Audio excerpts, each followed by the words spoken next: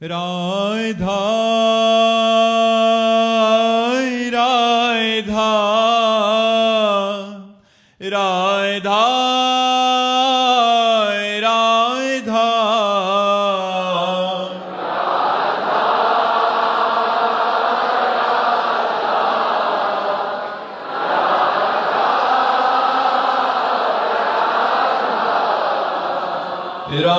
राधा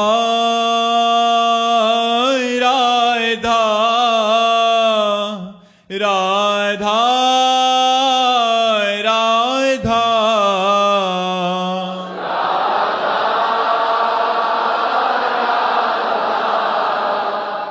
राधा राधा श्री राधा वल्लभ लाल की, समस्त संत हरि भक्तन की, श्री वृंदावन धाम की, सद्गुरुदेव भगवान की। रमनीत जी दिल्ली से। राधे राधे महाराज जी।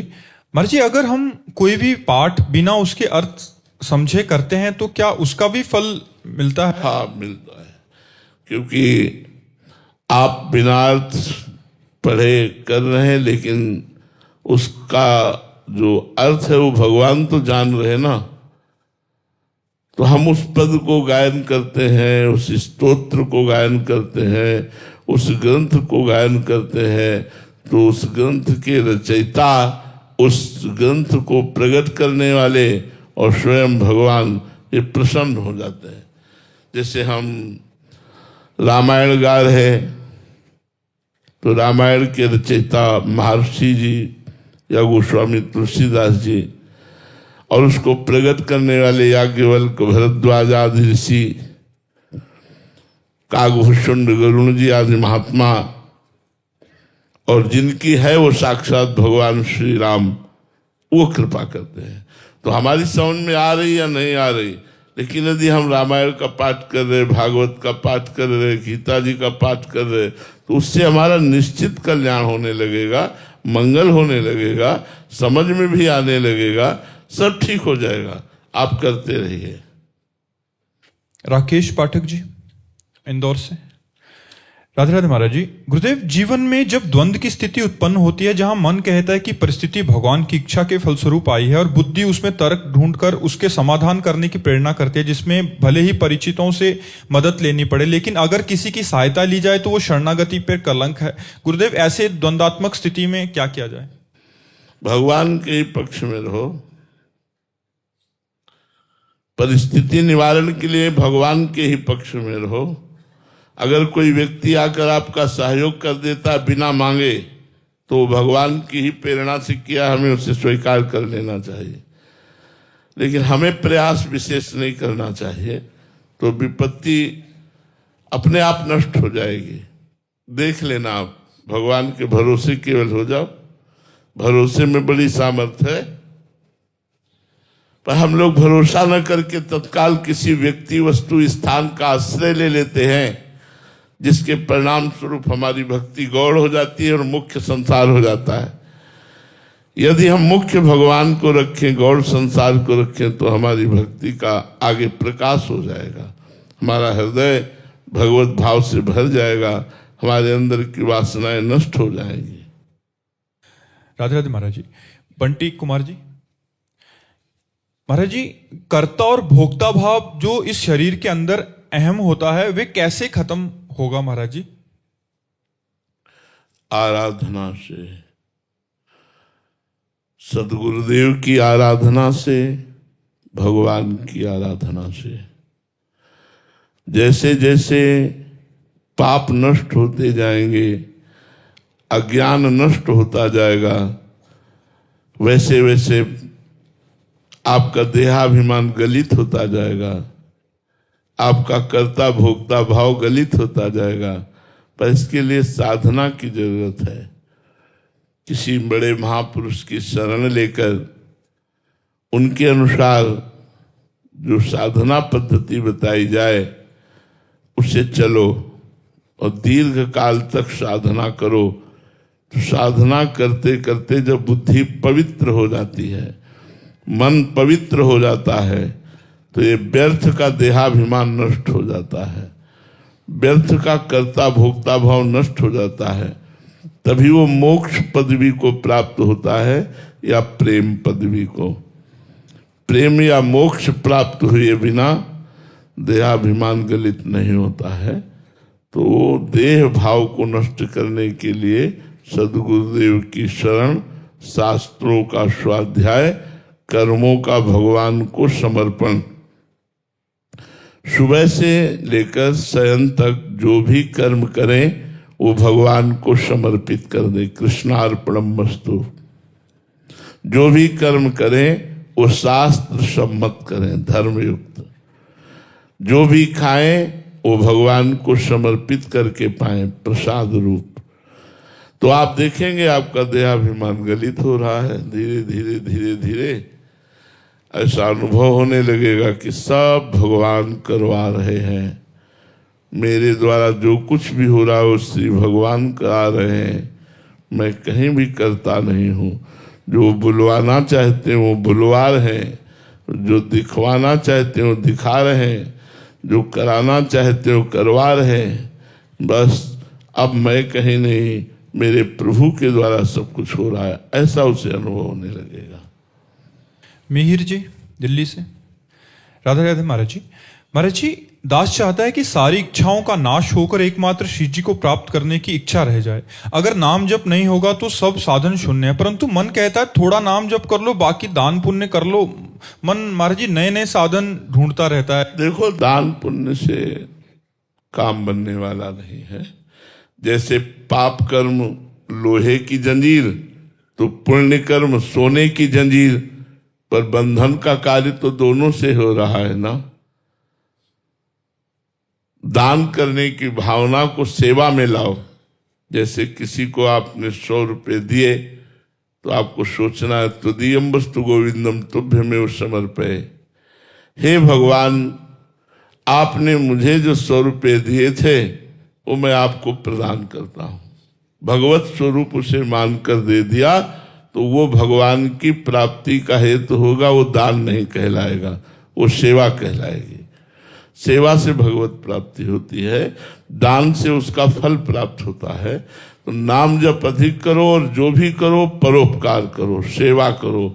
और बताया कि सेवा को, कर्म को कृष्णार्पणम वस्तु करो, भगवद अर्पणम वस्तु, राधा वल्लभ अर्पणम वस्तु। तो उससे क्या होगा, कर्ता भाव तुम्हारा शिथिल होने लगेगा, तो आपको आनंद की अनुभूति होने लगेगी। कर्म समर्पण जब हम भगवान को करते हैं तो कर्म वो निर्दोष हो जाता है, वो बंधन कारक नहीं होता। ऐसे ही हम जो भी करें वो भगवान को सामने देख कर करें, भगवत भाव में करें, तो हमारा इसी जन्म में कल्याण हो जाएगा, इसी जन्म में मंगल हो जाएगा।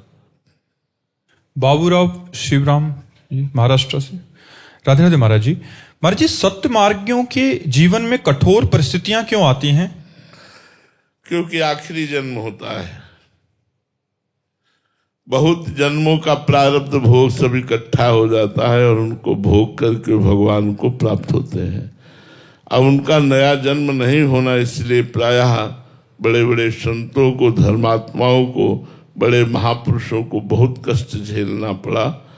पर उस कष्ट से उनकी भक्ति में चमक ही आई, भक्ति कम नहीं पड़ी। जैसे स्वर्ण को आग पर रख दिया जाए तो उसका तेज बढ़ेगा, ना कि वो नष्ट हो जाएगा। ऐसे ही जब भक्त को विपरीतता, प्रतिकूलता, अपमान, दुख आदि दिया जाता है प्रारब्ध के अनुसार, तो अंदर से सुदृढ़ होकर भगवान की भक्ति, विशाल भक्ति में दृढ़ होता है, चमकता है, नष्ट नहीं हो जाता। इसलिए भगवान जो करते हैं बहुत अच्छा करते हैं। ऐसी भावना करके हमें सदैव नाम जप करते हुए जीवन व्यतीत करना चाहिए, इसी से सब ठीक हो जाएगा। विजय जी अहमदाबाद से। राधे राधे महाराज जी। महाराज जी, नवता भक्ति में प्रथम 3 चरण श्रवण, कीर्तन और स्मरण, ये तीनों चल रहे हैं, क्या यही हमें आगे आगे तक के चरणों में पहुंचा देंगे? हाँ ठीक है। गोस्वामी तुलसीदास जी ने भगवान श्री राम के श्रीमुख से वचन निकले हुए लिखे कि 9 मह एकहु जिनके हुए, पुरुष नारी सचराचर कोई।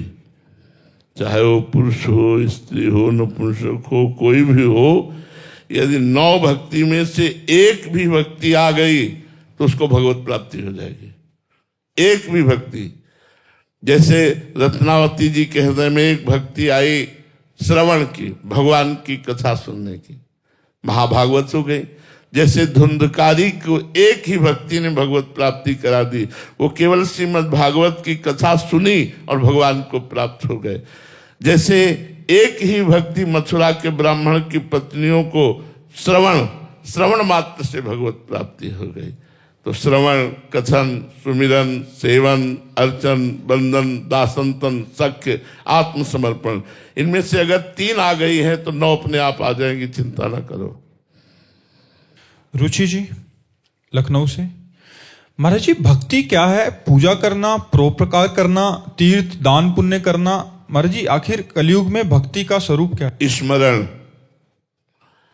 भगवान का स्मरण करना। देवर्षि नारद जी से पूछा गया भक्ति का स्वरूप क्या है, तो देवर्षि नारद जी भक्ति के आचार्य, उन्होंने कहा तदर्पिता अखिलाचारिता तद विस्मरणेन परम व्याकुलते थी।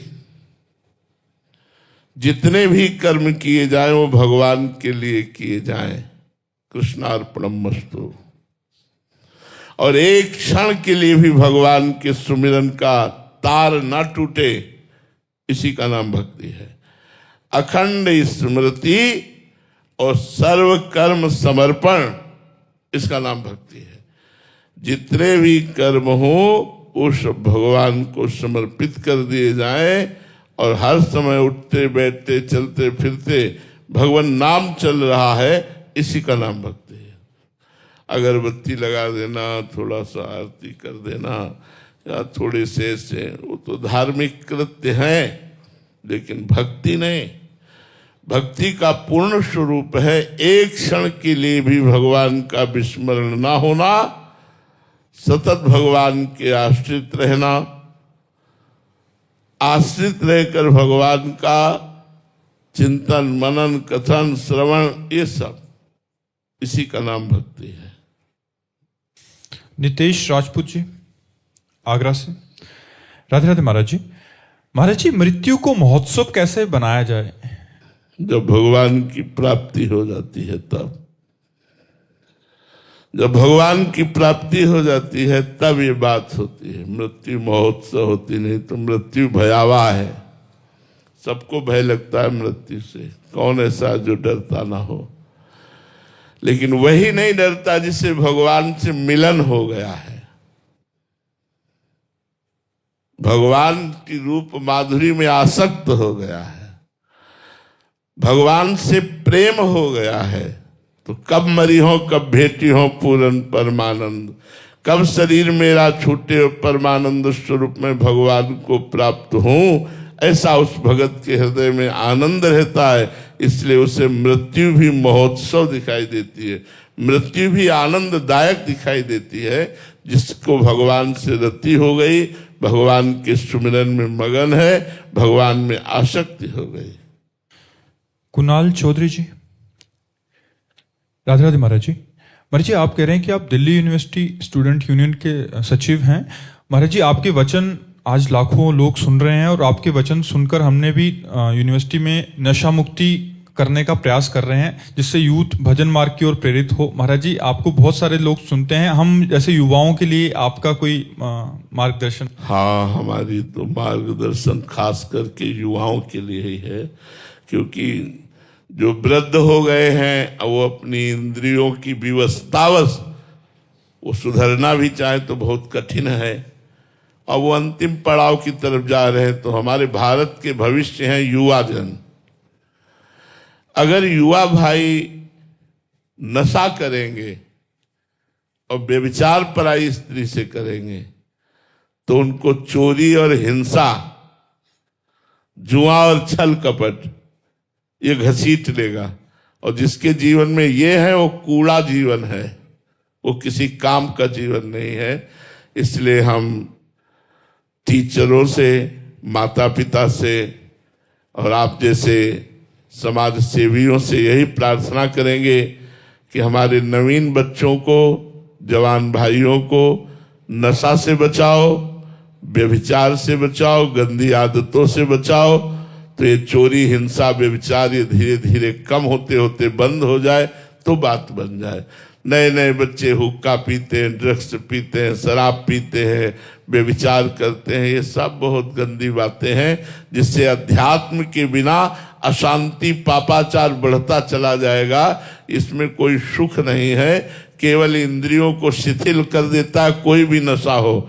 इसलिए नशे से बचाओ और इनको खान पान की पद्धति शुद्ध बताओ, इनको थोड़ा व्यायाम करना सिखाओ, इनको पवित्र अध्यात्म की शिक्षा दो जिससे हमारे भारत के भविष्य को उज्जवल बनावे। इन्हीं में कोई एमएलए होगा, कोई सांसद बनेगा, कोई मंत्री बनेगा। और जब ये व्यभिचारी और व्यसनी और घूसखोर होंगे तो हमारी समाज को ये शोषण करेंगे, पोषण थोड़ी करेंगे। गलत आचरण करने वाला यदि नेता बन जाए तो समाज का शोषण करता है, अगर धर्मात्मा पुरुष नेता बन जाए तो समाज का पोषण करता है। इसलिए हमारे भारत के भविष्य नौजवानों को, नवीन बच्चों को नशा से, व्यभिचार से, गंदी बातों से, चोरी हिंसा से बचाया जाए। देखो जब बच्चे नशेबाज हो गए तो स्कूली बच्चे ही मोटरसाइकिल से जा रहे, माता बहनों की चैन खींच लिया, वो गिर पड़ी, मुंह भरा गिर पड़ी, उनको कोई फर्क नहीं, कोई दया नहीं है कि उसको कष्ट हो रहा है, क्या हो रहा है। चैन खींची, 40-50 हजार रुपए की बेची। ये हालत नौजवानों में बढ़ती चली जा रही। अपनी माँ से लड़ करके मांगते हैं रुपया दीजिए, अगर रुपया न दे तो माँ पर प्रहार कर देते हैं, यहाँ तक कि हत्या कर देते हैं। ये नवीन बच्चे अपने माता पिता को जहाँ भगवान मानना चाहिए वहाँ कठोर वचनों से बात करते हैं, ज्यादा बात करें तो प्रहार कर देते हैं, निष्कासित कर देते हैं। इसलिए जरूरी है हमारी नवीन समाज को सुधारना, और वो बिना अध्यात्म के समाज का सुधार हो नहीं सकता। नवीन पढ़ाई, आधुनिकता के साथ साथ अध्यात्म अत्यंत आवश्यक है। विजय लता जी बीकानेर से। राधे राधे महाराज जी। महाराज जी 4 से 5 दिन मौन रहने के बाद मुंह से मौन तो रहते हैं पर भीतर से कुछ ना कुछ बहुत तेज चलने लग जाता है। इंद्रियों को अंतर्मुख कैसे करें महाराज जी? नाम जप से, जिह्वा से नाम जप करो, उपांशु ऐसे। तो मौन का मतलब है मन का मौन हो जाना, मन का निसंकल्प हो जाना। वाणी का मौन तभी सार्थक है जब नाम जप चल रहा है। अगर नाम जप नहीं चल रहा, प्रपंच का चिंतन चल रहा है तो नाम कीर्तन करो, वाणी के मौन रहने से कोई लाभ नहीं मिलेगा। अगर आपका अंदर का चिंतन प्रपंच का चल रहा है तो खोलो वाणी और राधा राधा राधा उठाओ मजीरा और नाम कीर्तन करो। देखो 10 मिनट में मन एकदम शांत होने लगेगा। हाँ, अगर मन हमारा एक ताल भगवान में लगा है, हम वाणी से मौन है तो धन्य है आपका मौन। अगर प्रपंच का चिंतन हो रहा है, संसार का चिंतन हो रहा है तो फिर वो वाणी का मौन, केवल वाणी का मौन। नहीं तो जितने, अगर वाणी के मौन से भगवत प्राप्ति होती तो जितने वाक्येंद्रिय रहित हैं, मूक हैं, जो बोल नहीं सकते, तो सबको भगवत प्राप्ति हो जाती है। नहीं, जन्म से बहुत से लोग मूक हैं, उनको भगवत प्राप्ति हो जाती। भगवत प्राप्ति केवल मूक बनने से नहीं होता, अंदर से भजन कर। मौन इसलिए रह जाता है कि भाई हम वाणी से प्रपंच नहीं बोलेंगे, निरंतर नाम जप करेंगे, इसलिए मौन सार्थक है। अच्छा विचार पूर्वक मौन रहो, जो बोलना है 1 मिनट में बोल दिया, हटो और बस निरंतर नाम जप कर रहे हैं तो मौन सार्थक है।